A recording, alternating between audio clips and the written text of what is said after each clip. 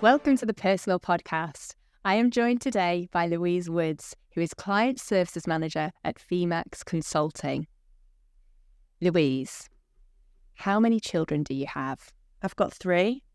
I've got Freya, who's 19, Will, who was 5, and I've got Sullivan, who's 8. I noticed there that you said Will, who was 5. How did you lose Will? So it's really difficult not to get into like that length of the story because it was quite a short period of time, but there was a lot going on. We lost Will to cancer, but actually it was a bit more complicated than that because Will was diagnosed with a stage 4 Burkitt lymphoma cancer, which is really rare. Only affects boys. It particularly affects boys of a certain age range. And there was a complication with his treatment, with his chemotherapy. So we actually lost him to tumour lysis, but we lost him within 3 days.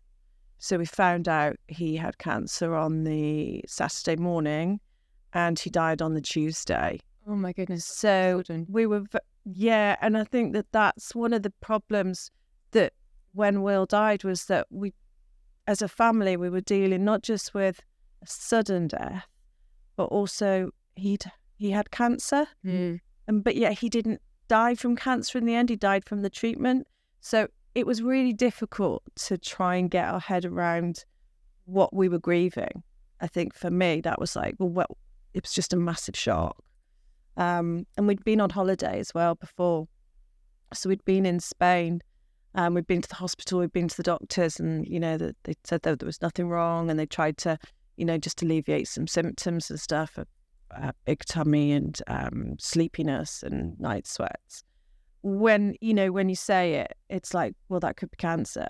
But I remember Googling the symptoms and just going, well, it's not that. The hospital have said it's not that. The doctors have said it's not that. Yeah. But we knew something was wrong, and we got straight on the aeroplane and just came home. And we flew into Newcastle, and then we went straight to the hospital, which is where he was diagnosed. So he didn't ever come back from the holiday. So that was really traumatic in itself. Oh, I can imagine. And was he quite healthy until this episode on holiday? Yeah, so with Burkitt lymphoma, it's a really aggressive cancer. And we were going on holiday, I remember, on the Saturday, and on the Wednesday I looked at him and thought his tummy was really quite distended, and the doctors weren't concerned. And then we got the one thing I was thinking about it last night. The one thing I was thinking about was when we got there, we went down to the beach and he lay next to my husband and he just went to sleep. So that's really not like him. That's really unusual.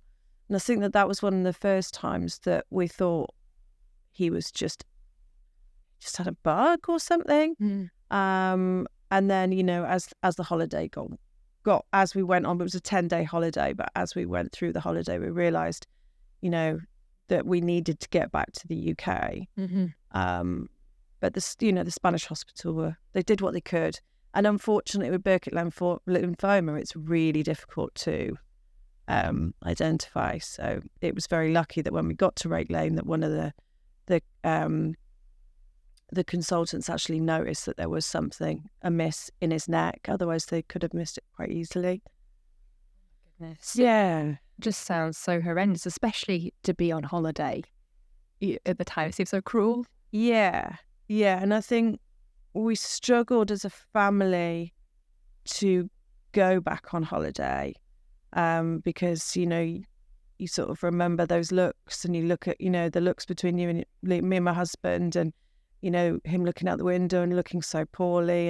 And that stayed with us for a long time. So, yeah, it was a traumatizing experience. You've still got the washing. You've still got all the suitcases. We literally flew back in, and we'd ripped our kitchen out before we'd gone as well. And so we had no kitchen. All our clothes were everywhere, and suddenly we were just in this horrendous, it was like being on a TV drama. It was so surreal. It was bizarre. I just kept waiting for something to to sort of wake me up. I know that probably sounds quite cliche, but it doesn't. I suppose you feel trapped in a nightmare and you think, I'll wake up from this. Yeah, I think the hospital at the time it was a Saturday, and it was really difficult because everybody had to be called in and they didn't know what was going on. And I sort of was going home because I had Freya. My husband was staying in with Will, and then we got moved to the RVI. And so we were trapped in a nightmare, I think, as it progressed, because when we first went there, I remember the consultant saying to me, this is the best cancer to have, 99% chance of survival. And so from that, you just sort of, you're terribly worried, but you've got these medical professionals on your side. Yeah. And then a different group of consultants came in, and they said, the next 24 hours we're on a knife edge. And that completely switched us into a nightmare at that point.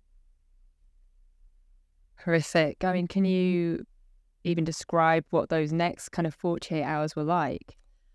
I think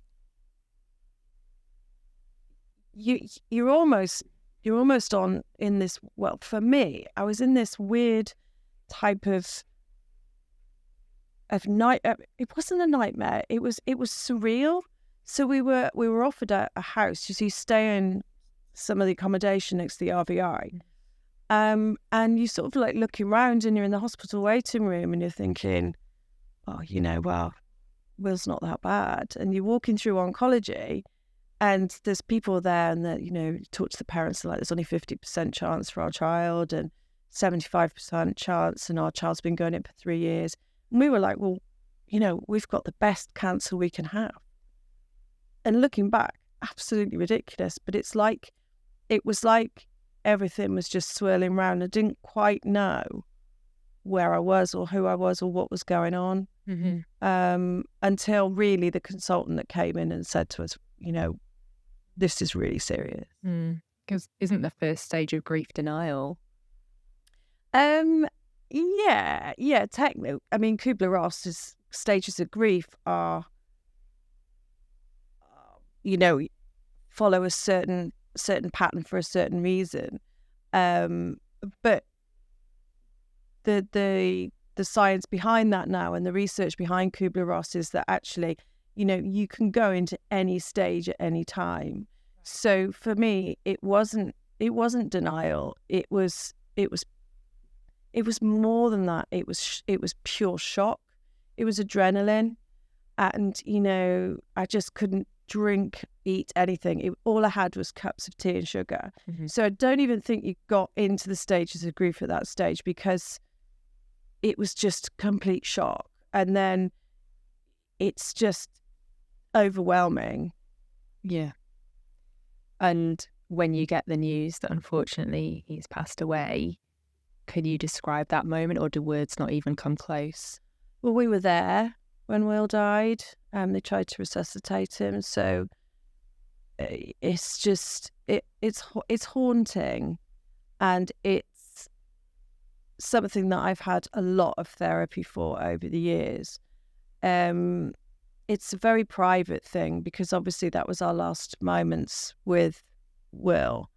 And my husband and I have very different ways of looking at grief and at loss. And I'm more out there with the, we've got to go and do something, and we've got to raise funds, and we've got to go and, and Steve was very much quiet in his grief. He had to take a step back, and he had a business, he was self-employed. So it was suddenly, what am I going to do? I was really lucky because my bosses are really supportive, and they carried us through that 3 months really in terms of the financial side of things. But yeah, I suppose I see myself deflecting away from it. It's not something that I think that I would ever particularly discuss in public, because it's too private, and also it's too shocking. I'm in awe of how you can even talk about it today, to be honest. So I'm so grateful for that. It is most parents' worst nightmare, and you have gone through that, lived it, faced it. How did you get through it? I don't think you ever get through it. So we're 10 years in June when we lost Will. You live with it. You learn to live with it. You adapt to it. You change with it. You cry with it. And I don't think you do ever get through it. It's still surreal now. That's all I can explain. Sometimes I wake up and I think, so awful today, feel rubbish. And then I'll think, well, I should just be getting on with it. It's 10 years now. But actually, when you give yourself a break and you give yourself some self-compassion, it's actually like the worst has really, really happened for Will. And so giving yourself a break, I think that's one of the ways that Steve and I have got through things. It's just by being really supportive and just allowing things to happen at their natural pace. Did it affect your relationship? No. I know that there was, I think there's a theory out there of 1 in 2 or 1 in 3 divorces because of child loss. But no, it didn't. In fact, if anything, we're stronger than we've ever been. Having said that, we did grieve completely differently. But I think having therapy has helped me enormously. Steve's much more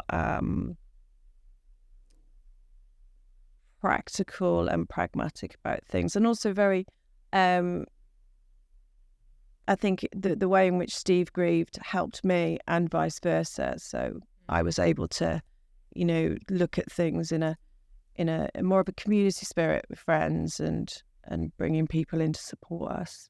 And I guess just that understanding that it's okay to grieve differently as well. Yeah. I think at the time it's not. When there were a couple of occasions where I think, I just wanted to scream and shout and be really, really sorry for myself, which absolutely you're allowed to do when you lose a child. But there are times in which, you need the other person to say to you, we've got another child. And actually we need to be present for that as well. And so, and equally for me to sort of, say to Steve, well, I don't want to go into solution mode. I actually want to be a bit more maudlin about this. I do want to embrace this grief right now. So, and the words that I'm saying as I'm hearing myself say it at the time, if I'd listened to this as a podcast, I think I'd be like, well, it's easy for you to say you're 10 years on. And one of the things that really got me when Will first died, I was, just saying to, I was lucky enough to have a counsellor with Macmillan, just saying, well, when is this going to end? And she'd say, well, it's early days yet. Like, well, when does these early days finish? Because I can't do this. And for me, that is a real trigger, because I do counselling myself now for Crew's bereavement. And that's one of the self-disclosures that I actually talk to people about and say, okay, so what does trigger you? What makes you cross? What makes you angry? And I will say, if they ask, well, it was one of those for me. It was when people would say to me, it's early days. It still gets me now. I can feel me being a bit sort of, well, what do you want me to do with that? Yeah, I can imagine. And any other triggers? Well, Will was 5 when he died, which was about, I think it was 6. It was just before his birthday. So he died on June the 3rd, and his birthday's June the 16th. My birthday's May the 29th. So I think that build up towards that time is difficult. But 10 years on,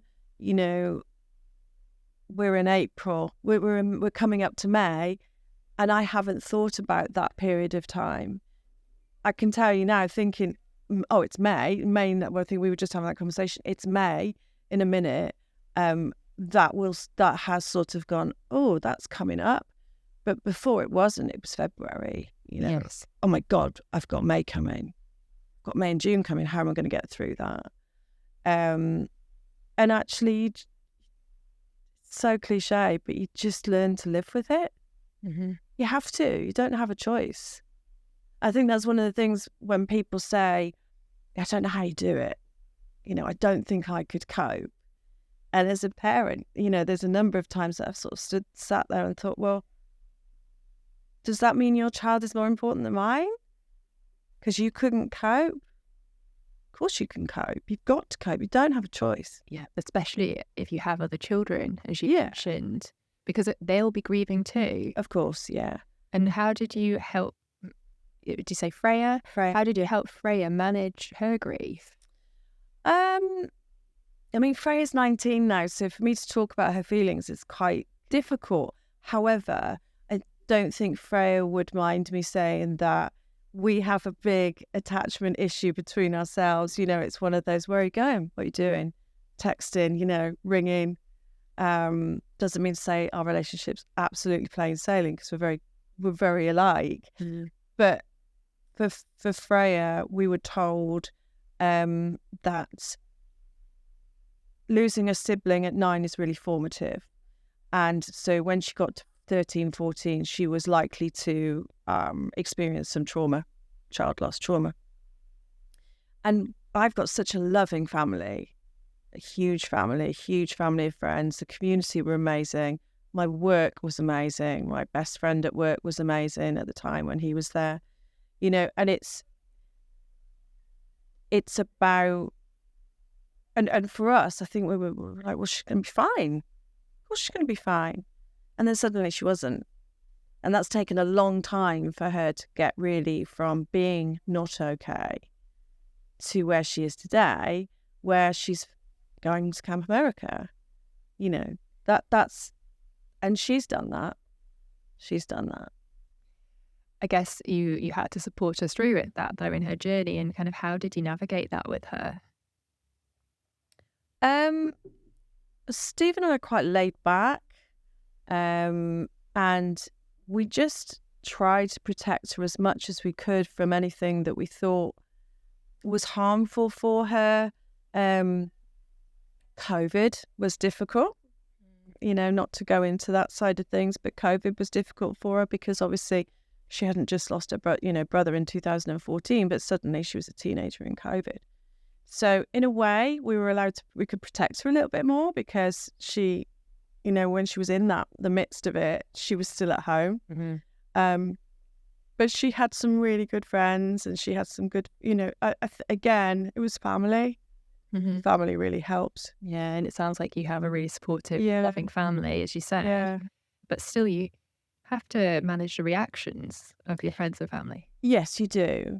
And that's difficult. If I think back, one of the ways in which we did help Freya was, I remember ringing round everybody I could possibly think of in the Northeast trying to get some sibling support. And it's not out there. The funding isn't really there. There's not very much funding for bereavement, at the best of times. And obviously in cost of crisis living, it's going to be even harder. I got in touch with St. Oswald's Hospice, and they took Freya on as their first community child.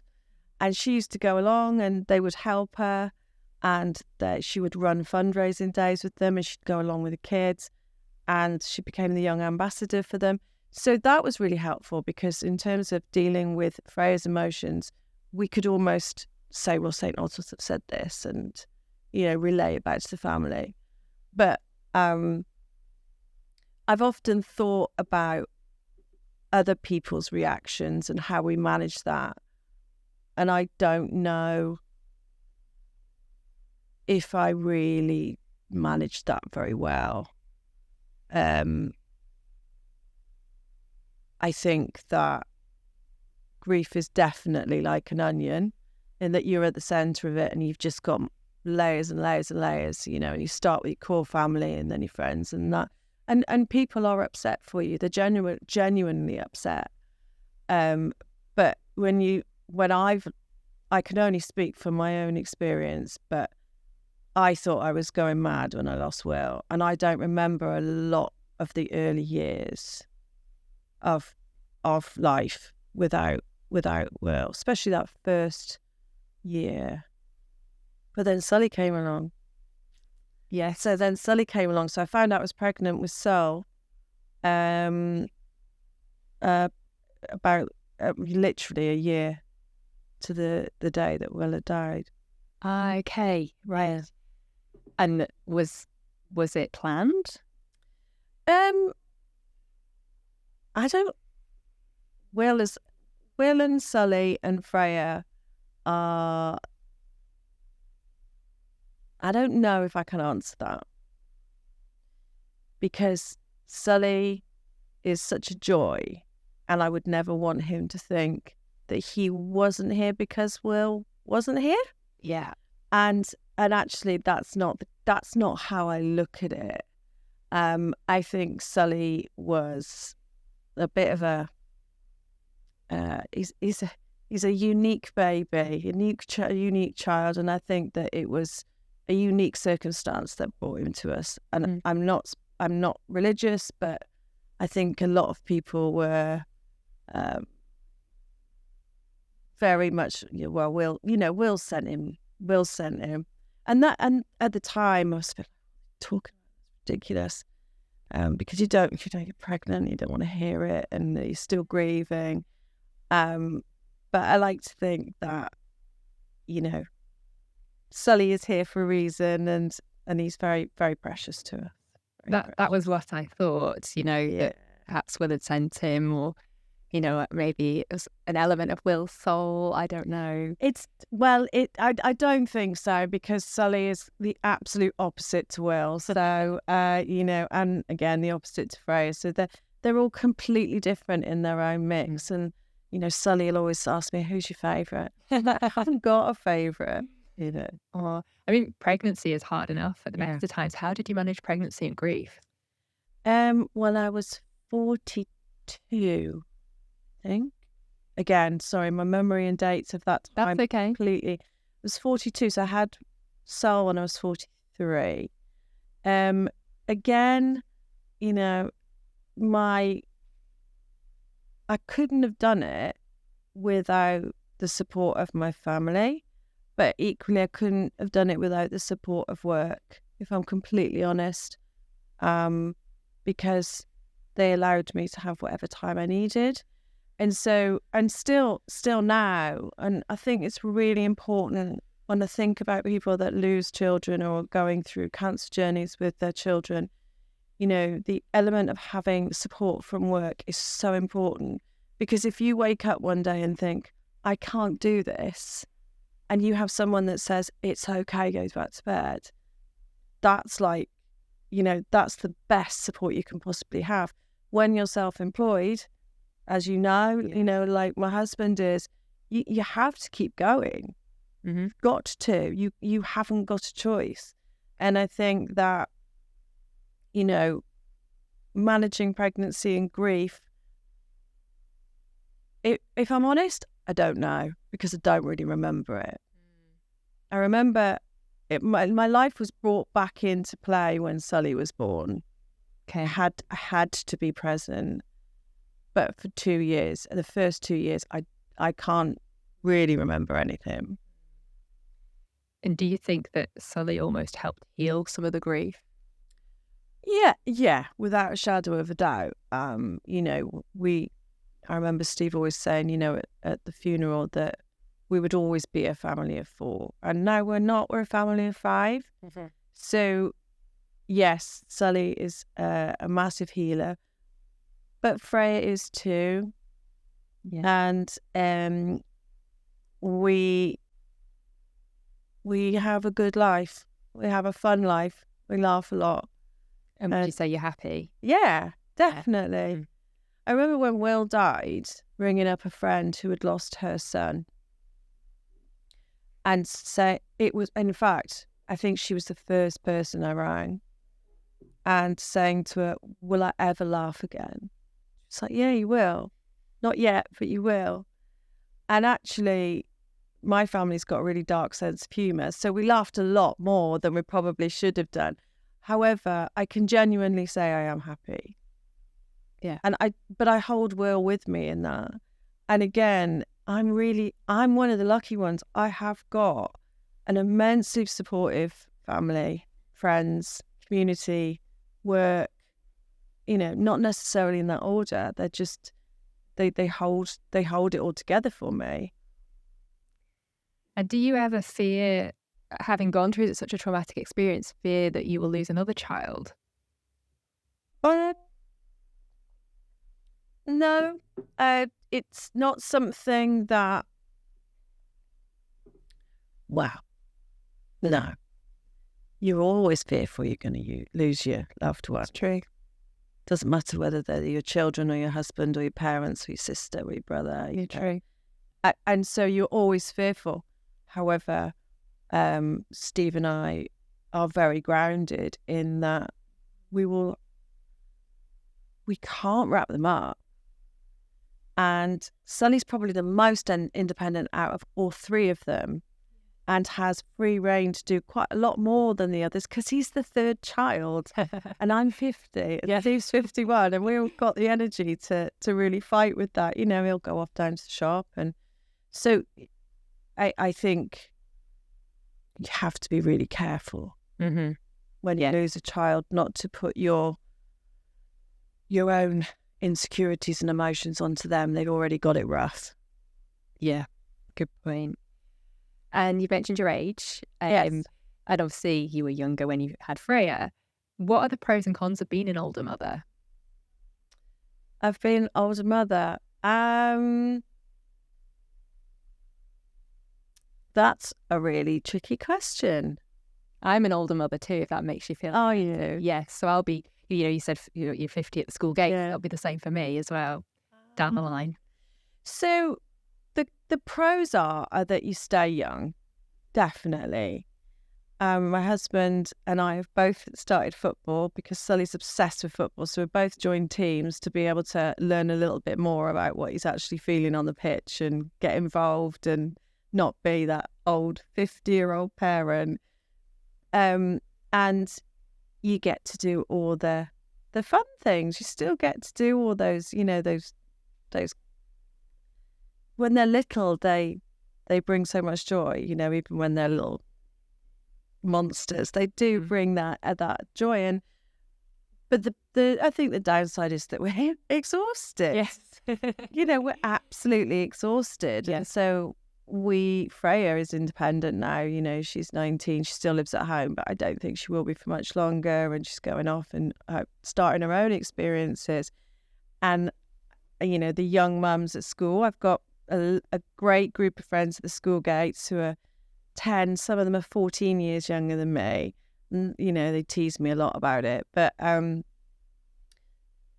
it's nice to have met a group of people who can enjoy Sully for what he is. And that's really important because I never wanted Sully to live in Will's shadow, ever. Yes. And they all went to the same school. So I've been very lucky because it's a really lovely little school that have been amazingly supportive to all of us as a family. They've been very careful that, when we've raised money, that we don't have Sully as the poster boy or, Sully doing the speech. Sully's never had anything to do with any of the fundraising that we did. Okay. Because you don't want him to live in Will's shadow, but equally you want him to know about Will? Oh, yeah. And we talk about Will all the time, It's just part of our daily lives. And I think I was explaining it to somebody the other day that I have, as a mother, the only way I can describe it is that Steve's somewhere here, and then I've got Freya, Will, and Sully in equal measure on my mind at all times of the day. Mm-hmm. So just because Will's not here doesn't mean to say that I don't think about him as much, but it's just not as raw. It's just in a different context. So I might look at Freya and go, God, I wonder what Will would have looked like in comparison to you. And yes. And then you look at Sul and go, you're nothing like your brother. So, but it is really getting that balance. And sometimes you get it wrong. Sometimes we get it wrong. Yeah, and how do you juggle the age gap between Sully and Freya? Well, Freya's really good. So she will take Sul out and do things with him, and they fight. They fight terribly. I think, we tend to do older things with Sully because we are an adult household. And so that has its, when you're talking about pros and cons, one of the things can be that Sully is a lot older in age and knows more and watches different things. And I'm like, oh, don't say that, Sully, please. But it's good. And we're lucky we've got, again, banging on about it, but, we have such a close family. We all live up and down the country. But we all look out for each other. And we always did before Will, but even more so now. Not just my family, Steve's family as well. Mm-hmm. We're very lucky to have that, because I can imagine, that must be really hard if you don't have that support in all areas of your life when you lose a child. Yeah, definitely. And what are your favourite memories of Will, and how do you keep them alive? Well, we've got a dog called Blueberry McScruffin, so we named Blue. We named Blue after Will's favourite fruit, which was blueberries. And I take her for a walk down. We've got some rocks in front of us in Whitley Bay, and there's a nice place that I just go and think about Will. Just go and have a little chat every now and again. But I don't feel like I'm going to visit him because he's always with me anyway. But, those are the nice things to do, is to be able to go, is to look at, because Will was obsessed with dinosaurs. He was obsessed with animals. He knew everything to do with them, all the facts. When we would go and do some, he wasn't sporty like Sully. He was more like Freya. They liked to do different, creative, arty things. Yeah. So looking at, it sounds a bit daft, but looking at the nature and finding feathers every now and again. People will send me a photo and say, I thought Will today, blowing bubbles, all that sort of stuff. Yeah, it's not daft. Yeah. And you mentioned he's with you all the time. Do you feel a spiritual presence? Do I feel spiritual presence? No. Okay. No, I don't feel a spiritual presence. I can create a spiritual presence if I choose to. But I think I'm very pragmatic in that Will is everywhere for us. Mm-hmm. Spiritually, jury's out on that one. Okay, interesting. And we talked a little bit about friends and family and how they react to these situations, and everything comes, I believe, from really good intentions. Yes. There might be people out there who perhaps one of their friends or family members is suffering from a similar type of grief. What's the best thing they can do to help? Again, it's a really multi-layered question. It's huge. I think you need to talk to the person and ask them what they need. I was very lucky with my friends, with my first talk. Let's start with my family. So my family, they very much knew things that would set me off. I mean, I was thinking last night before I came here, and I mean, I talk about, thinking, I did think I was going mad, and people would really kindly, and I'm really sorry to people that I'm going to say this now, but people would bring flowers, and I would literally say, get them out of the house and put them in the back garden. I don't want them in the house. I can't deal with that level of sorry. And they didn't go in the bin. They just went outside the house. Okay. I remember, like a lady sitting, stroking the cat that we had at the time. Can you get that woman away from the house? And I think that's the level of madness that is actually, you cannot do right for wrong. There will be times, and I think that this is the one thing I would say, is you have to allow that person that is grieving the space and the respect to actually say, either be angry or sad or cross or happy with the things that you are saying to them, and also be able to say to them, I am here, even if it's now or in 5 years' time or 10 years' time, just give me a shout. Because equally, I can tell you that will also be wrong. because you'd be like, well, why aren't you? Well, why haven't they rung? You know, like, well, you didn't want them to. Well, they should be there. So I think my biggest piece of advice is to really just listen to what they're telling you, and people will tell you what they need. Okay. Does that make sense? It does make sense. Yeah, it makes sense. I can't really go into the reasons why. It does make sense to me. I kind of, you kind of push away from people, but then you're like, well, why aren't you there for me right now? Yeah, absolutely. I need you right now. You should know that I'm ready for you now. You have to be a mind reader when you have somebody who's going through grief. Yeah, especially with child loss, because they're looking at a lot of the time. If they don't know you very well, the natural reaction is to go, "Oh my God, I'm so sorry. I didn't know. I don't know how you deal with that." And for me to then go, well, what use is that to me? And it's not. It's because they're just being really kind.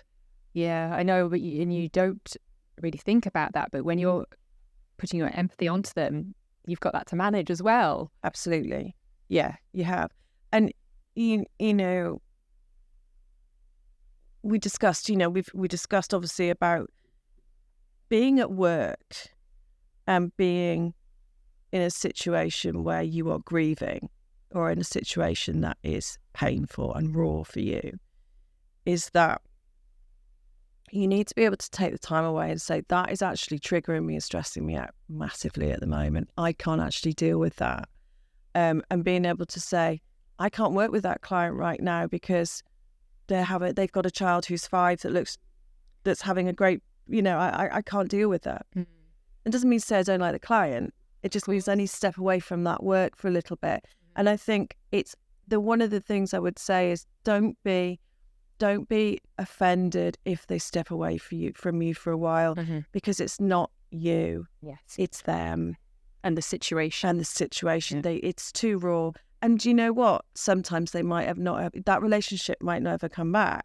I'm not talking about a client relationship. If I think about now about friendships, sometimes they do fall apart, and that's with the right intention, but it can be really painful. Yeah, I can imagine. Yeah. And that first question I asked as well, that must be really tough to respond to. Yeah. Yes and no. So I have 3 children, and Freya 19, Will 5, and Sully 8. And I have practiced different ways of saying it.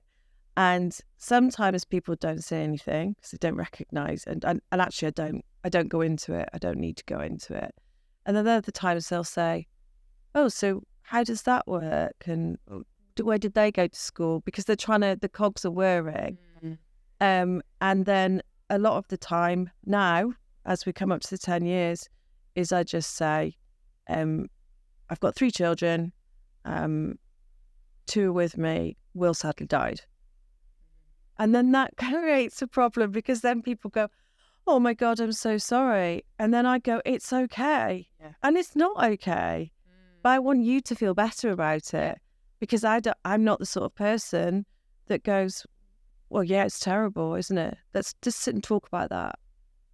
And this is the first time I've ever really talked about how I feel. We had a fundraising.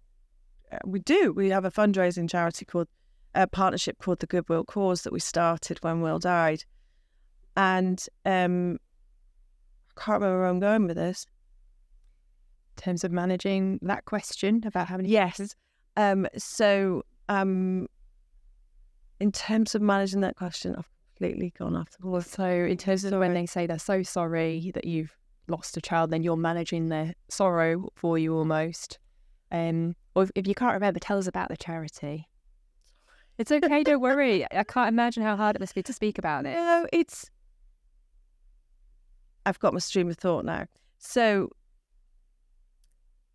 one of the reasons that I really wanted to talk to you about Will, and I'm so grateful for this opportunity, is because a lot of the work that I've done with our fundraiser, the Goodwill Cause, has been done through online. It's been done through the media. So it's been done through social media, Instagram, Facebook. It's been my voice, and I've always talked about the amazing amounts of money that people have raised. We raised about £150,000. That's incredible. Yeah. And when I say we, I actually mean everybody else. And I never had to once ask, does anybody want to do anything? I was inundated, and I still am. I'm still giving donations. And so this has sort of given me a voice to be able to say, you don't have to be sorry. You can talk about it quite openly.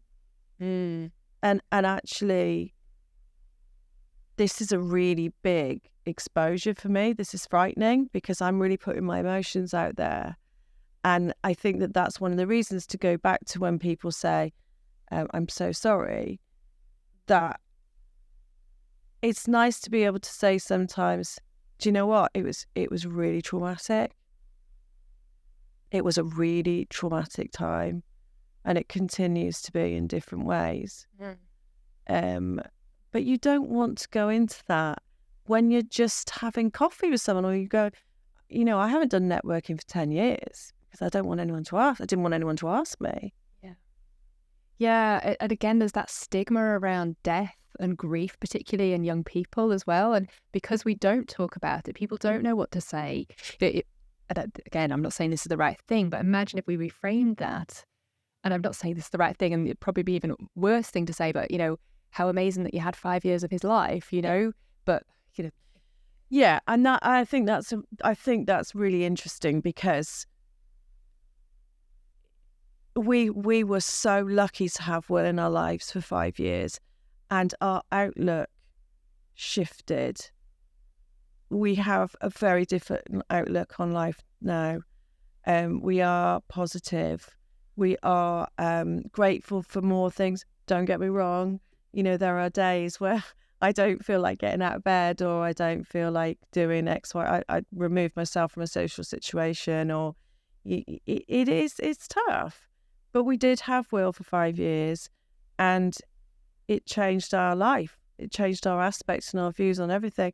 And not just us, but, when I talk to my mum and my dad, my mother-in-law, and my sister, my brother, all of that is the impact that Will had was huge and continues to be.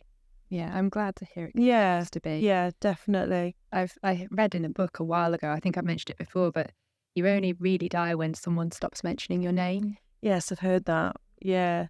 So as a grief counsellor, I think reframing is a really interesting point, because it's not talked about because people don't want to think about it, because it's the worst thing that can happen to you. And also, it's never going to happen to you.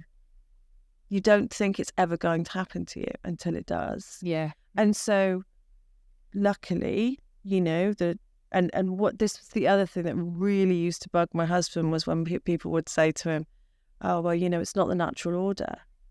Parents have to go first, and then children have to go first. And it's like, well, death is death. People do die in different orders, and I get what you're saying, and I'm really thankful for the way in which you're trying to express that. But that's quite an old-fashioned view, because we need to talk about grief as a whole, yes, and be able to say it's okay to talk about it. Yeah. So you trained as a grief counsellor? Yes. Well, I've trained as a counsellor. So I started in 2003, then had children, and then lost Will. And then when I lost Will, I was desperate to go back and help people. I really wanted to help people like me and Steve that didn't know where to turn. No, me. I didn't know where to turn. I needed the help. I needed the support. Steve dealt with his in a different way. And so for me to be able to do that, I wanted to finish my counselling, and I went on to do that with the support of work. They were amazing. Did it through COVID. They gave me a sabbatical, on the days that I needed it. And now I work for Cruise, volunteering. I do private practice, but life is busy. So I prefer to do my day job with VMAX and then do work with crews as and when I can. And that's been, it's just so humbling. Sorry, go on. No, it's rewarding. And even though as a person-centered counsellor, you shouldn't, you don't look at it as I'm doing good, are you? But you do get that sense of, I've lost somebody really important to me. And so I can understand and empathise to a certain degree as to what you're going through. Yes. That must be so much more powerful than someone who hasn't. It does. It does feel powerful. You don't have to. You don't have to be a volunteer. And, in crews, loss is loss, as we say. It's about reframing loss. Everybody loses something. But being able to work with people when they have lost children is really, really powerful. Bearing in mind, I don't disclose. Of course. So being able to understand that language and doing that dance with people is really fascinating. And people don't ask. That is interesting. And do you think it would help if you disclosed? No. Okay, because it's so personal to them anyway. I think it distracts people. Okay. Some people want to know how you got through it. That's true. And if we go back to the lady who used to say to me, it's early days, even though she was absolutely amazing, because she was my first point of contact, I used to get so mad with her and say, well, who have you lost? Have you lost a child? Because if you haven't lost a child, you're no use to me. And that was one of the things for me is, have you lost a child? Have you? Who else is scrambling on Facebook? Who else do I know that can actually tell me that this pain is going to go away? Yeah. That was the real reason about going into counselling, is to be able to say to them, you're being heard and not on your own. Oh, it's amazing what you're doing to help people. I'm sure it's truly valued, and thank you so much. I'm so grateful for you sharing your story. No, very well. The final topic that we're going to just discuss is menopause. Oh, right. So you went through quite an early menopause, is that right? Yeah, so I went straight into menopause after I had Sully. Okay. So I had grief, I had a baby, and then I went, as I say, I went straight into it. So that's at you as well? No perimenopause for me. I was straight into menopause, yeah. That's me. So I asked about pregnancy and grief. How did menopause and grief work? I think that that's a bigger question than pregnancy and grief, because I think with pregnancy and grief, you can take yourself away. She's pregnant, she can hide away, you can nurture, you're allowed to do that because you're pregnant. With menopause, it's still quite a taboo subject. Yes. Regardless of whether, I think we met through LinkedIn. There's so much stuff that goes on LinkedIn now about menopause, getting that information right and supporting the people that are going through it and who are working with those women as well. Yeah. When I think about the Paul and Paul who I worked with, I'm sure they won't mind, I'm sure one of my directors won't mind me disclosing that she was also going through the menopause. So they suddenly had two women going through the menopause as well. As well as me going through grief. And it's more difficult to talk about. It's because, again, it's a different madness, but you think you're going mad with menopause because you can't remember anything. Yeah. I know people who are going through it currently, and it sounds like hell. And I have endometriosis, which gives some symptoms like brain fog. Yeah. You could be a totally different person one day to how you are the other day. Yeah. It sounds horrific. And it's just like, what more do you want to throw to us women? Yeah. And of course, grief and menopause are different. And I'm not suggesting, but there are some similarities because you are changing as a woman. You get to a stage where you can't have any more children. Yes. You are getting older and you are losing the collagen from your face and you have more wrinkles. And I look at pictures of when I was driving here today, I was thinking, I was looking at a picture of me before Will, obviously 10 and it'll be, say, 11 years ago. And I have really changed in that time. Mm. And when I think of the impact of grief, pregnancy, and then menopause on top of that, but the power of it is that you can get through it with your friends and family. Because there are so many of my friends now that are going through it and, started when I was going through the menopause, that you can sit and go, right, well, what do we do here? Yeah, we talk about it. We talk about it, and we share things, and we laugh at things, and we make sure that we're supportive of each other. And if I go back to the girls that are younger at the school gates, I laugh at the fact that they will have to go through it as well, because they laugh at me when I'm always banging on about menopause or having a hot flash or me feeling so aged. That, like grief, you do have to have a bit of a laugh about things. You've got to bring that dark sense of humour out, otherwise you just cry to get through. Yeah, absolutely. And did you try anything like HRT to help you through it? I'm really lucky. So I'm very spoilt at work. So my director, who was going through the menopause at the same time as me, she paid for me to go to the Louise Newson clinic, where, do you know the Davina McCall? Oh yes, I've listened to some podcasts. Yeah, so Louise Newson is one of the leading experts. Brilliant. And so I was lucky enough to go to one of her doctors, and because my HRT wasn't really working for me, so I tried HRT and I tried testosterone, and it's expensive. It is expensive, but that's the thing. I did have that workplace support. It's going back to that, and that's the key thing through all of this, is that, you don't have to have masses and masses of money and masses of friends and masses of family, as long as you have somebody who is on your side and can support you through it. And I would say that would be the same for grief as well as menopause, because, I've started to come off all of it now.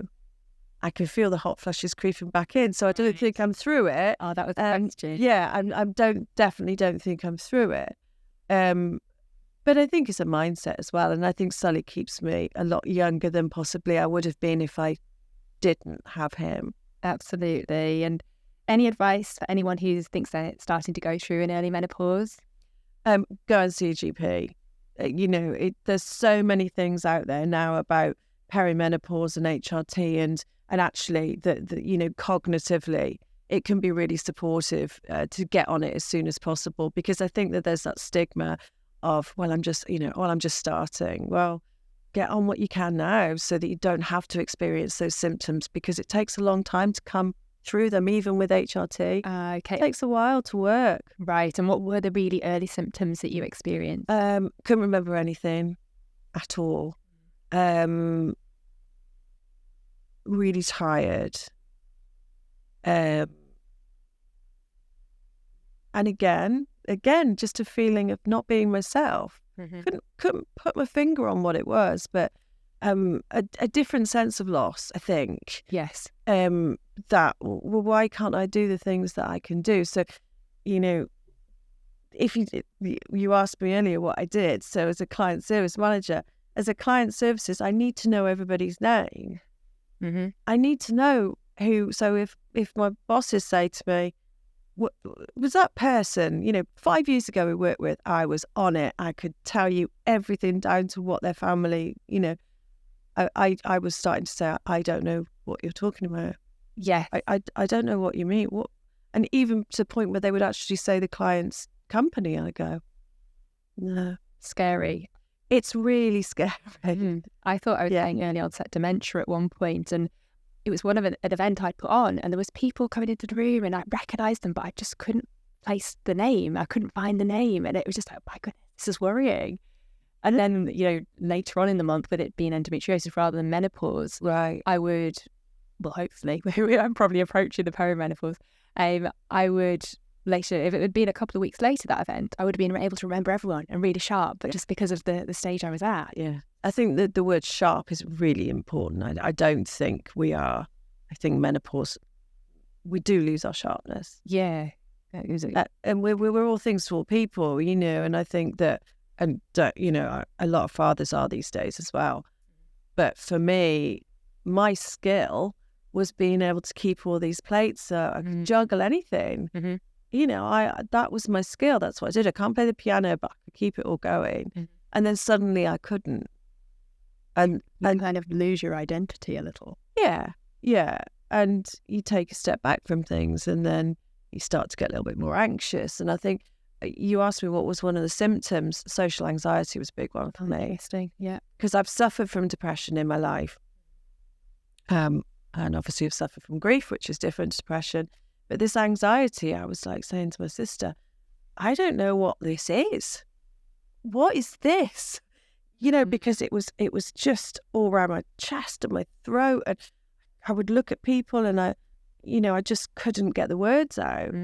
And because she won't mind me saying, she suffered from anxiety and not depression. She was like, well, that's anxiety. This is horrendous. Yeah. Oh, horrific. But there are things out there that can help, definitely. Okay, brilliant. Thank you so much for talking about the really heavy subject we talked about. Yes, you're very welcome. We've got a lighter side to this right now, the regular feature. Yeah. And I know you don't want to answer question 10, so we will omit that. So on a scale of 1 to 10, Lou, 1 being the worst, 10 being the best, how would you rate yourself at the following things? Golly. How good looking are you? 6. How funny are you? 9. How good at cooking are you? 1. Singing? I think I'm amazing, but I'm going to think what Freya would say. Sally would say 3, but I think Freya would probably say about 5, 6. Brilliant. What do you think, though? I think I'm a solid 7. Brilliant. Yeah. Do you drink alcohol? Yes. Yeah. How good at drinking are you? Really good. Excellent. What score? About 10. Brilliant. I don't know if that's a double-edged sword. Well, true, yeah. Maybe not so brilliant. Yeah. Okay, yeah. I enjoy it. I get through it. Brilliant. Parenting? God. Parenting. I've got some faults. I reckon I'm going to go for an 8. Okay. Yeah. Friend? 9. Excellent. Intelligence? Emotional intelligence, I would say I'm about an 8, 9. Intelligence on a common sense level, probably say I'm about 4 or 5. I think the emotional one's more important. Yeah. Do you think the emotional intelligence increases based on what you've experienced? Personally, yes, because I've been through a lot of therapy. I've been through EMDR and I've been through CBT and person-centered, because that's just what makes me work. Yeah. And it's having that emotional intelligence and being wanting to learn, want to know why do I tick like that? What does that make me do? So yes, definitely for me. For other people, if you don't have a sense of emotional intelligence, then that's okay as well, because you get through in a different way. And, if I think about Steve, yes, he has an emotional intelligence. We all have an emotional intelligence, but if it's not like the thing that you love doing and being with people and finding out what makes people tick and what you're pushing that button, there's other things as well that I think that you do to make yourself more aware and stronger, and maybe you channel into a different area like art or gardening, or we all have our different senses of intelligence. Definitely, I'm a firm believer in that. Kindness? I think I'm a 9. Brilliant. And yeah, you deliberate. I'm just thinking about what my friends will say when they hear this podcast, but I'm going to go 9. Oh, that's brilliant. Thank you so much. I'm so grateful. Very welcome.